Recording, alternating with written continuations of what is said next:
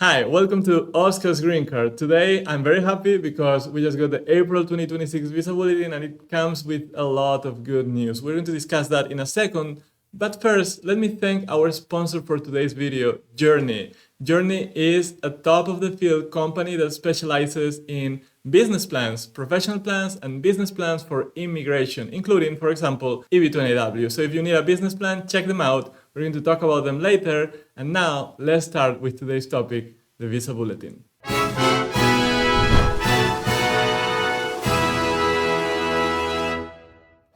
Hi, my name is Oscar, as you probably know, and I'm not a lawyer. In this channel, together with Marina, we cover green cards like EB-20W, like EB-1A, in which you can be the owner of your immigration future because you can do it without hiring a lawyer, saving thousands of dollars, and also because you can do it without a job offer, which makes it really appealing to high-skilled immigrants like probably you. We teach about that here in this channel, in our website, oscarsgreencard.com, and of course in our specialized courses that teach you step by step how to do your process, how to file your own petition. But now, let's focus on the visa bulletin for April 2026 because it comes really full of good news. Actually, it was very surprising. I was a bit skeptical about this visa bulletin. I said it in a few videos already, and I was wrong. And when I'm wrong in this direction, in the direction that everyone benefits from, I'm very happy to come here and say I was wrong. This visa bulletin does come with a lot of good news. I don't fully understand why to this extent, but we're going to first cover the visa bulletin, see the numbers, see the dates, and then I'm going to tell you my opinion about what is happening. Of course, we're also going to see the historical wait time so you can understand how this fits in the overall scheme in the last 2-3 years of green cards. You can get a better feeling about what is happening. Now, if you are new or relatively new, you need to know what the Visa Bulletin is. The Visa Bulletin is this monthly publication that is published by the State Department in combination with USCIS. And these two agencies, they need to give out a fixed number of green cards every year. For employment-based categories is about 140,000 green cards every year. The fiscal year starts in October and it ends at the end of September. So now we're already in the second half of it. And what they don't want to do is they don't want to waste visa numbers because the visa numbers that are for this year, for fiscal year 2026, cannot be sent to 2027. So if we get to end of September and some of those 140,000 visa numbers are unused, they will go to waste. So in the visa bulletin, we're going to see two tables, table A and table B. Table A is really the most important one because it is really the one that dictates if there is a visa number available for you right now in the month of the visa bulletin or not. So that tells you if you can complete the process or not, if you can be called for an interview at a consulate abroad or at the USCIS inside the US or not. That's why it's so important no matter if you are abroad or inside the US already. Then we have table B that some months have some significance and we're going to see also what it says and we're going to see if you can use it this month or not. I'm going to show you all about it in this video, so stay with me. And now let's start seeing what's going on. So if you Google Visa Bulletin, you will find a website like this one. You have the March Visa Bulletin on the left side and right now the April 2026 Visa Bulletin on the right side. This one came today. Today is the 17th. Pretty late in the month, but lately they are a little bit delayed all the time. What I do is I open both, one in each tab, and we compare those tables. And I'm going to also explain a little bit what it means. So in case you are new, you don't get lost, basically. So let's see table A for March first. So in March, which is what we already knew, the table A for EB1, which is the first row, and that includes EB1A, had a C current for most countries, except China and India. C means that there is no wait time. They have enough visa numbers to give you a visa number immediately. So that is the best situation you can get. Most countries current for EB1, China, March 2023, India, March 2023. So now let's compare with April. In April, EB1 is still current for most countries, and then India and China advance each of them 1 month because we go from March 2023 to April 2023. And let me remind you what this really means. It means that if you have a date of before April 2023, that means that there is a visa number available for you. So you have to check your category, your country, and your priority date needs to be earlier than the date shown on table A for you to have a visa number available, okay? So again, just to give you the example, if you are from India, for example, in April, you will have a visa number available to you if you file your I-140 before April 1st, 2023. That's what this date means, okay? Now, let's focus on EB2. EB2 includes EB2NAW. I know a lot of people in this channel are really interested about this category, and this date already had advanced quite a bit. We were October 15th, 2024, and now, attention, in April, that date continues moving forward so much that this is current, which hadn't happened since 2022, just to give you a historic idea of what this means, and later we will see it in a graph form as well. So that means that the dates have advanced over 500 days for EB2. A lot of people are current now, unless you are from China or India, because China and India were September 2021 and September 2013 respectively, and now they moved to China is stuck at September 2021, and India does move quite a bit, about 10 months if I'm correct, from 15th September 2013 to 15th of July 2014. So good for India, although India has a very long wait time in EB2, as we all know. But let's focus on the very positive news, also for India, by the way, but for most countries, rest of world, now we have a C. What does this mean? Again, C means that when it appears in table A, it means that there is a visa number available for you right now. So if you had an I-140 approved, if you had filed your adjustment of status, this means that now you can get adjudicated. It doesn't mean that your adjustment of status will be completed during April, okay? There is a processing time, the time that they take to process your adjustment of status, that will take time. That's if you're in the US. If you are abroad, you are undergoing a consular process. Yes, it means in April, you already have a visa number available. So if your I-140 is approved, theoretically, if you submitted your civil documents already, if you paid your consular fees, if you did the form DS-260, theoretically it means there is a visa number available for you. You can get called for the interview, but it doesn't mean they will call you, okay? There's a difference between those two. Each consulate has its own times. Same as adjustment of status with USCIS. USCIS has processing times. Consulates and the National Visa Center, they have wait times, internal wait times. So it means that they can call you. It doesn't mean they will call you. And actually, if I continue with what are my gut feelings, well, a lot of people now are becoming current all of a sudden. They are going to have a lot of work. So in certain consulates, in certain USCIS centers, it means that they are about to get flooded with work. So let's see how they process all of this, and also let's see how long does this last, okay? Now we know in April, from the beginning to the end of April, everyone is current in EB2, great, also EB1, so that is excellent news. If your adjustment of status had been pending for a while, or if you were abroad waiting for an interview and you had everything else completed, maybe you are one of the lucky ones, but not everyone will be processed immediately, okay? We do have to be a little bit realistic, not optimistic as well, but realistic, okay? So the expectations are not super high. In this YouTube channel, we focus on EB1, EB2. We don't focus so much about EB3, but let's take a look also, because I know many people ask. And in March, EB3 had a date of October 2023, April, June 2024. So a lot of movement also in the EB3 category. Other workers had a date of November 2021. It stays the same in the April visa bulletin, and EB4 also stays the same. So just letting you know, because I know a lot of people will ask anyway. And now in a second, we are going to take a look at table B, and actually I'm going to tell you what it means and if you can use it this month or not. But first, let's hear a little bit more about our sponsor today, Journey, a great company that you should count on if you are doing an EB2NAW process. Let's watch. One of the hardest parts in the process is turning your background into a credible plan that tells a clear story. What you'll do in the US, why it's important, and how you will execute it. We have been collaborating with Journey in our online courses for over 2 years now because we have seen their work and trust their professionality. You can see it by yourself. You can check the samples of their work on their website. Click on the link in the description below or use the QR code on screen.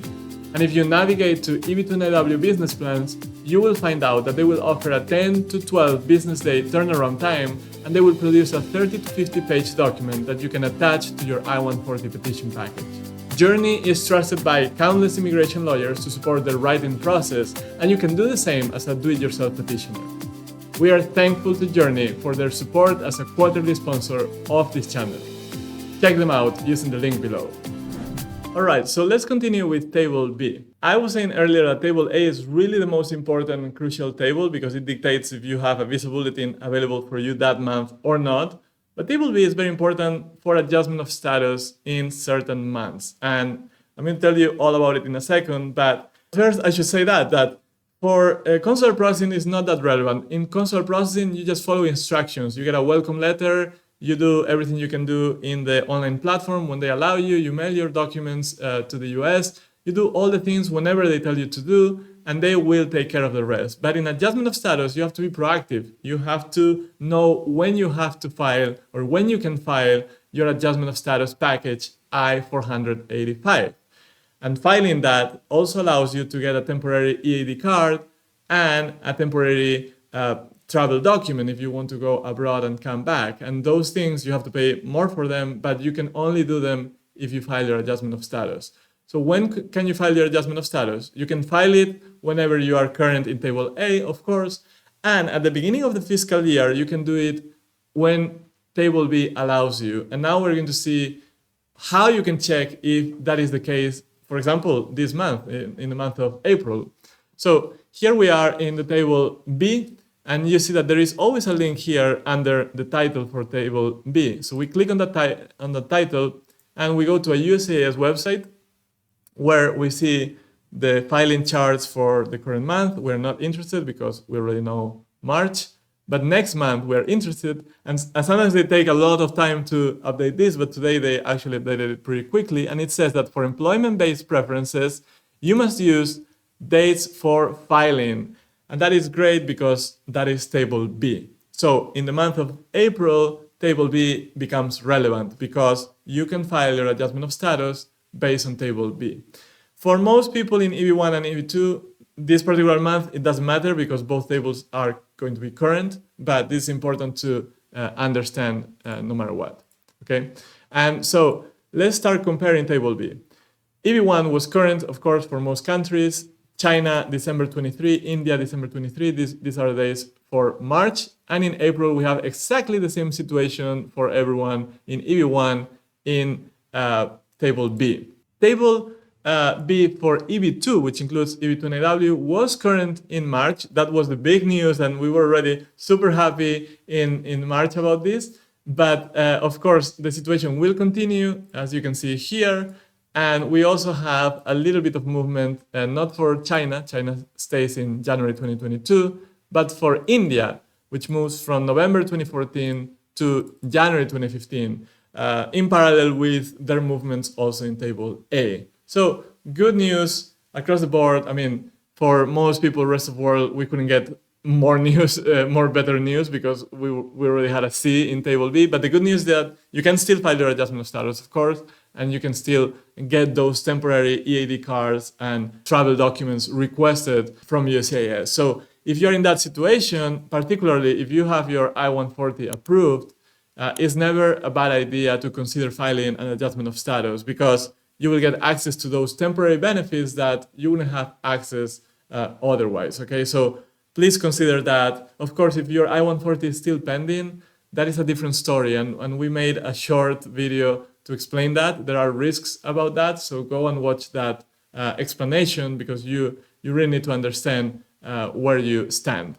I always tell you to look at the end of the visa bulletin because there are sometimes notes that you should watch for. In this case, the note is either identical or very similar to the last month's note, and basically they are saying that these movements that we are seeing are because of those proclamations, those presidential orders where they put a pause to a lot of countries, 90 countries, that they cannot do consular processing for immigrant visas. So that means that there are more visa numbers available for the other countries. And these agencies are trying hard not to waste visa numbers. Remember, if we get to the end of the fiscal year, which is the end of September, and they didn't use all those 140,000, give or take, green cards for employment-based categories, then those numbers will go to waste. So by adjusting dates on the visa bulletin, they are trying to manage that. But we should not only focus on the positive, we should focus on everything. So if you look here, they also say that note that as additional immigrant visa demand materializes or administration actions are amended, retrogression may be necessary later in the fiscal year to keep issuances within annual limits. So they're saying, yes, we're opening the gates now. We are trying to manage and get more people on board. But if the situation gets too crazy and we have too many petitions and we don't have enough visa numbers, we will take actions, which means you will, instead of seeing a C for current, you will see a date again. That is retrogression, dates moving backwards. So it's important to know all of this, important to have all the ingredients in the equation so you know also what to expect and you're not surprised if things change in the coming months. And now we're going to take a look at the historical trends so you can understand the big picture and not only March and April. But before that, we're going with Marina because we're going to learn very quickly about the resources that you can use for EB2NIW or EB1A. This is our website, oscarsgreencard.com. You can find our courses for do-it-yourself petitioners. They are designed to guide you step by step through the whole petition process, from understanding the requirements of each category to crafting strong recommendation letters. And we also share a lot of tips so you can write the best possible cover letter. In every lesson, you can submit your written questions for Oscar to answer, so you're not left with any doubts. By the way, in the EB2NIW course, we meet once a month, so you can ask your questions face to face and we can learn from each other. So what are you waiting for? Join us. We learn together. All right, thank you, Marina, as usual. And now let's go back to the final step of this show, which is looking at the historical timeline, at the historical wait times. And we are diving into my spreadsheet where we plot for each particular month, in this case, EB2NIW, EB2, we plot the estimated wait time based on table A in that particular month. And that way you can see how things are moving. And you can see that at the end of 2022, we were, and I'm not plotting earlier because we were current, like we are now. And then the situation got worse to about 15 months of wait time in the middle of 2023. Situation kept getting worse after a while of stability. And now we got to the point where we go from 20 plus months of wait time based on table A in the visa bulletin in EB2 to dropping to 0 all of a sudden because we have a letter C, current. That means no wait time. And if we look at the table B also, so in combination, and I told you that sometimes they allow us to use table B for adjustment of status, sometimes they ask us to use table A. You see that the trend is similar, but at the beginning of the fiscal year, so around October, November timeframe, we get a drop in the wait time because, and this is the wait time for adjustment of status filings, because they let us use table B. It happened here, it happened here, and it happened around this time as well.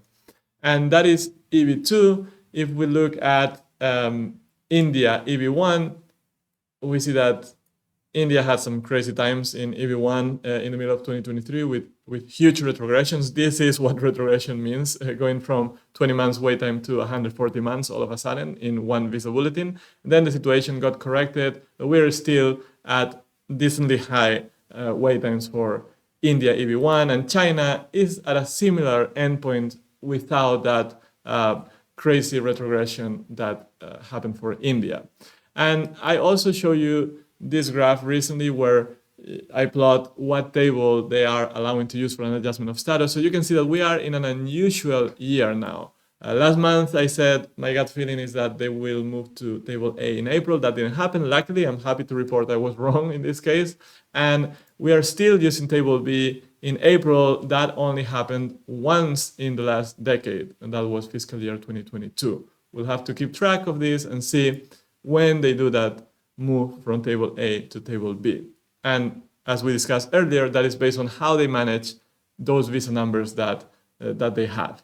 So it's good to have this full picture. Now is your turn. I would love to know what you think about all of this. What do you think about this visa bulletin? Are you super, super happy? I hope so. But also remember to be mindful of things that can happen in a few months because things could get corrected.